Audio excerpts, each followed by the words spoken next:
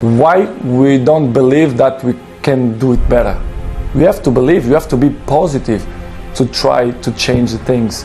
This is why we're not gonna give up. You know, the only give up is the guys who is weak mentally.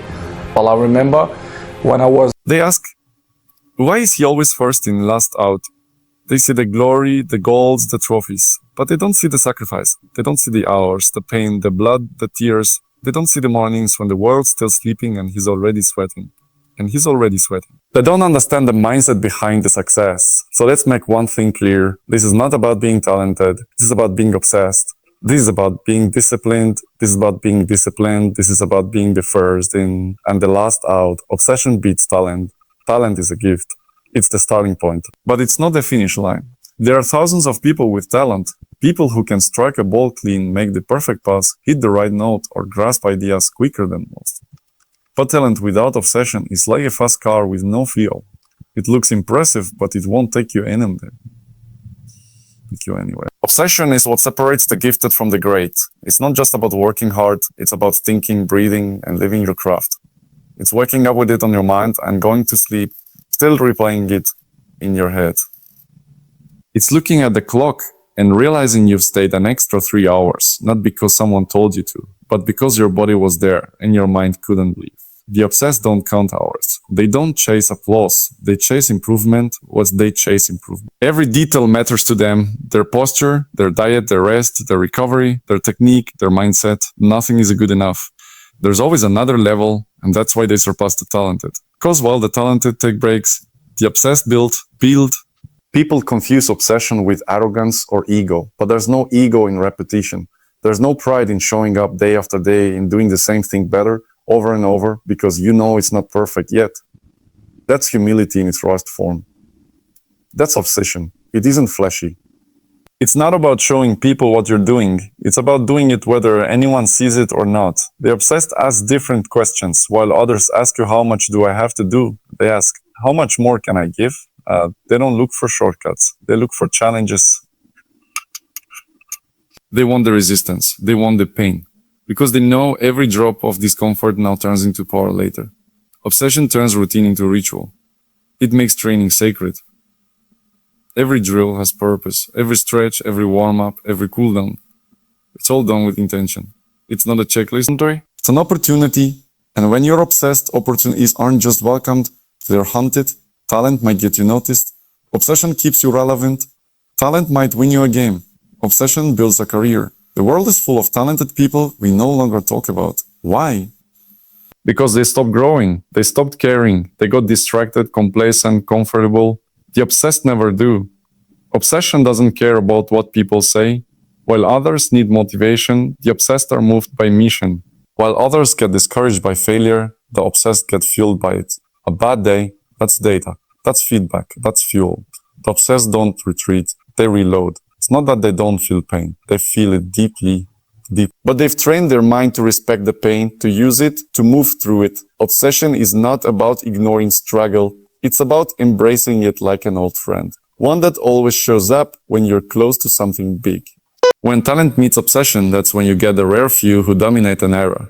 But when obsession stands alone, it can still outrun talent, because it keeps going when talent decides it's had enough. It's not fair, and it's not supposed to be. That's the whole point. This life, this pursuit, it rewards those who want it more. An obsession always wants more. The world praises talent, but it remembers obsession. Because the obsessed change the standard. They reset the bar. They make the impossible look routine, and the routine look heroic. And when you ask them how, they'll just say, I never stopped. Discipline is non-negotiable. Discipline is the contract you sign with yourself, and it has no expiration date. It's not based on mood. It's not up for debate. You don't negotiate with it. You follow it. Discipline is what takes you from potential to performance. It's the system that holds everything together when motivation fades. When you're disciplined, you don't skip the work. Not because you feel like it, but because it's who you are. It's part of your identity. You train on the days you're tired. You eat right when no one's checking. You hold yourself to the highest standard even when nobody's watching. Especially when nobody's watching. Discipline, most people fail at it. They want excitement, novelty, fresh motivation. Discipline doesn't care about any of that. Discipline shows up every day. It's the voice that says do it anyway. It's the part of you that keeps promises even when the feeling is gone. And feelings gone. And feelings will leave. There will be mornings you want to stay in bed. There will be nights you don't feel like working. There will be weeks when progress feels invisible. Discipline doesn't need to see progress to keep going. It trusts the process. It follows the plan. It knows that consistency compounds. So discipline isn't punishment. It's freedom. The freedom to perform under pressure. The freedom to move with confidence. The freedom to look in the mirror and know you're doing everything you can. It removes regret. It silences doubt. Because when you've done the work, you don't need to hope, you know.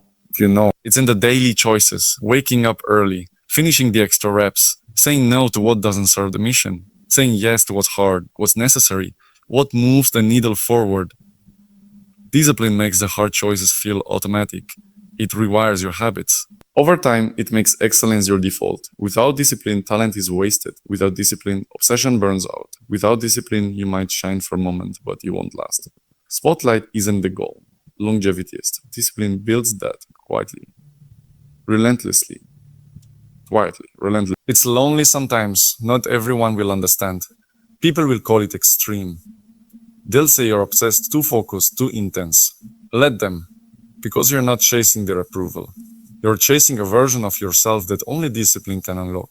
You don't wake up disciplined. You train it, day by day. It's a muscle, and like any muscle, it grows under pressure. Every time you choose a hard path, every time you show up tired, every time you say no too easy and a yes too necessary, you're strengthening it. You're building the mindset that outlasts everything else. You want to be the best, you want to lead, you want to break records and set standards. Then discipline is not optional. It's not something you do when it's convenient, it's who you are. It's what defines you when everything else is stripped away. Discipline is not about perfection. It's about consistency.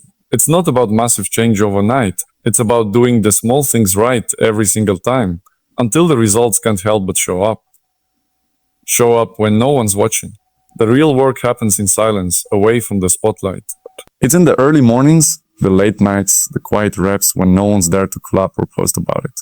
That's when champions are made. Showing up when no one's watching builds character, integrity, and discipline. It's easy to perform when the world is cheering. But true greatness is built in empty gyms behind closed doors where only you hold yourself accountable. That's where the edge is created, when effort is pure, driven not by praise but by purpose. Comfort kills progress.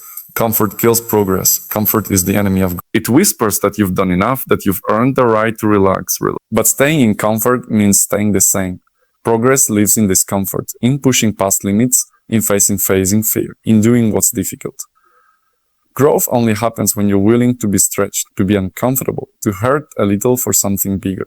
The more you lean into discomfort, the more you evolve, sharpen, and separate from those who settle. Consistency builds legacy. One good day doesn't make a legend. Legacy is built brick by brick, through the repetition of excellence over time. Consistency isn't glamorous, but it's powerful. It's showing up every day, delivering regardless of conditions, emotions, or recognition. It's doing the work when it's hard and doing it again when it's harder. The greatest aren't defined by one moment, they're remembered because they made greatness their standard. Their consistency became their identity, and their identity became their legacy.